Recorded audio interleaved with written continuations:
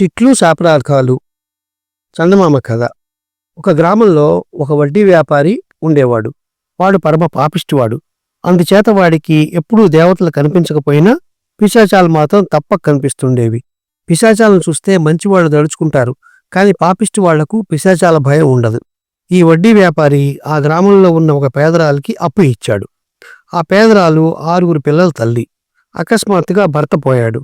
పిల్లలకు ఇంత గంజి కూడా కాచిపోయలేని స్థితిలో ఆవిడ 2 ఏళ్ల క్రితం వడ్డీ వ్యాపారి దగ్గర 30 రూపాయలు అప్పు చేసి తన ఇల్లు తాకట్టు పెట్టింది.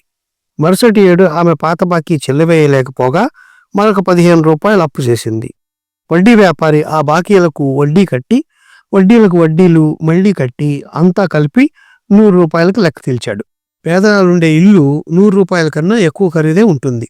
అయినా ఆ ఇల్లు ఖాళీ చేయించి స్వాధీనం చేసుకుందామని వడ్డీ వ్యాపారికి దుర్బుద్ధి పుట్టి ఒకనాటి ఉదయం పథకం ప్రకారం వీధిలోకి అడుగుపెట్టాడు.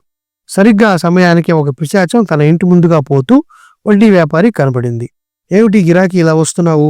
ఇవాళ మా ఊళ్ళో ఎవరికన్నా మూడిందా ఏమన్నాడు వడ్డీ వ్యాపారి పిశాచంతో. పిశాచం నవ్వి, నిజమే, మీ ఊరు వచ్చి చాలా కాలమైంది. ఏమన్నా ఆహారం దొరుకుతుందేమోనని బయలుదేరి వచ్చాను. నువ్వెంత దాకా అని అడిగింది. పేదరాలు ఇల్లు స్వాధీనం చేసుకోబోతున్నానని వడ్డీ వ్యాపారి తాను పెట్టిన అప్పు గురించి, దాని మీద పెరిగిన వడ్డీ గురించి, తిరిగి చెల్లించలేని పేదరాలి పరిస్థితి గురించి పిశాచానికి చెప్పాడు. అబ్బా, 2 ఏళ్లు తిరగకుండానే అసలు కన్నా వడ్డీ ఎక్కువైందే. మీ మనుషులు మమ్మల్ని తెలియక ఆడిపోసుకుంటారు గాని మీలో మిమ్మల్ని మించిన వాళ్ళు చాలామంది ఉన్నారు అన్నది పిశాచం.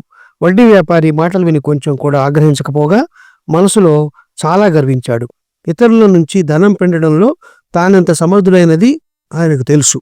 వారు మాట్లాడుకుంటూ కొంత దూరం వెళ్లేసరికి ఒక పూయి గుడిసెలో నుంచి ఎవరో స్త్రీ తన కొడుకు మీద కోప్పడడం వినిపించింది. నిన్ను పిశాచం మింగ, తలుపు జాగ్రత్తగా మూయమని ఎన్నిసార్లు చెప్పినా నీకు జ్ఞాపకం ఉండదేం?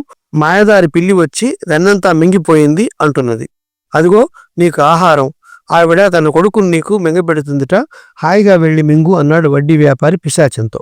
పిశాచం నవ్వి, అది మాట వరుసకు అన్నమాటే గాని ఆవిడ మనస్ఫూర్తిగా తన కొడుకుని నాకు ఇస్తాననడం లేదు. అంత అనుభవం ఉన్నవాడిని నాకు ఆ పాటి తెలియదా అన్నది.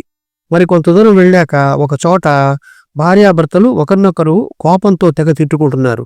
ఒకరినొకరు నిన్ను పిశాచం మెంగా అని తిట్టుకోవడం విని వడ్డీ వ్యాపారి పిశాచం కేసు తిరిగి, ఇది ఇంకా మంచి అవకాశం, ఒక్క దెబ్బతో ఇద్దరిని మింగవచ్చు అన్నాడు నవ్వుతూ. పిశాచం తలాడ్డంగా తిప్పి, అవి తిట్లే గాని నిజమైన శాపనార్థాలు కావు, ఆ సంగతి నీకు తెలియదు, మన దారిన మనం పోదాం అన్నది. వారు మరికొంత దూరం నడిచి పేదరాలు ఇల్లు చేరుకున్నారు. వడ్డీ వ్యాపారి ఇంటి తలుపు తట్టాడు. పేదరాలు వచ్చి తలుపు తీసి వడ్డీ వ్యాపారిని చూసి, ఏం నాయనా అని పలకరించింది. మరేం లేదు పిన్ని, నీ బాకీ అసలు వాయిదాలు చేరి గొలుసు వడ్డీ లెక్కన 100 రూపాయలయింది. ఈ ఇల్లేమో నాకు తాకట్టు పెడితివి. ఈ 2 ఏళ్లలోనూ ఒక్క దమ్మిడి చెల్లు వేయకపోతివి. నువ్వు మాత్రం ఎక్కడి నుంచి వస్తావులే, ఇల్లు బాకీకి సరిపోతుంది. అందుచేత నువ్వు ఇవాళ ఇల్లు ఖాళీ చేసి నాకు స్వాధీనం చేసి బాకీ చెల్లేసుకో. ఈ మాట చెప్పి పోదామని వచ్చాను అన్నాడు వడ్డీ వ్యాపారి. పేదరాలకి మండిపోయింది. నీ కడుపు గాల, నిండు పిశాచం మింగ, 45 రూపాయలు చేతిలో పెట్టి ఇల్లు కాజేస్తావట్రా, ఉండు నీ సంగతి చెబుతా అంటూ లోపలికి వెళ్ళింది. ఆవిడ వెనక్కి తిరిగిన మరుక్షణం పిశాచం వడ్డీ వ్యాపారిని గుట్టుక్కున మింగి తన దారిని తాను వెళ్ళిపోయింది. పేదరాళ్ళు వడ్డీ వ్యాపారికి దేహశుద్ధి చేయడానికి చీపురు కట్ట తీసుకొచ్చేసరికి బయట ఎవరూ లేరు. వీధంతా నిర్మానుష్యంగా ఉంది. ఇంతలోనే ఏమైపోయాడబ్బా అనుకుంటూ పేదరాలు తలుపు వేసుకుంది. ఈ కథ నచ్చినట్లయితే షేర్, లైక్, సబ్స్క్రైబ్ చేసి పక్కనున్న గంట ఐకాన్ని కొట్టండి.